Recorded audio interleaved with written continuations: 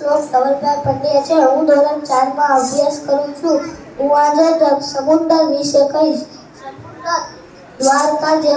દ્વારકા સોમનાથ જેવા સ્થળોમાં આવેલું છે. સમુદ્રની અંદર શાર્ક, માછલી અને લોકો સ્કાય ડ્રાઇવિંગ કરવા જાય છે.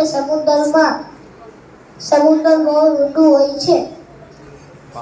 મારું નામ ધ્રુવ જયેશભાઈ વગેરા છે. હું ધોરણ 5 માં અભ્યાસ કરું છું. આજે હું તમને બગીચા વિશે કહીશ.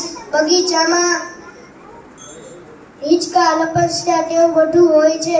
બગીચામાં આપણે કોઈ ટિકિટ લેવી પડતી નથી. બગીચા જેવા સ્થળોમાં ખૂબ આપણને મજા આવે છે. વિજયભાઈ ઉગડિયા છે. હું 4થા ધોરણમાં અભ્યાસ કરું છું.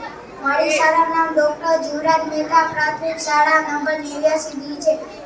પોપટ વિશે કહીશ. પોપટને 2 પગ હોય છે. પોપટને 2 આંખ હોય છે. પોપટને 2 પાંખ હોય છે. પોપટની ચાંચ લાલ કલરની હોય છે. સાંગાણી છે. હું ધોરણ 4 માં અભ્યાસ કરું છું.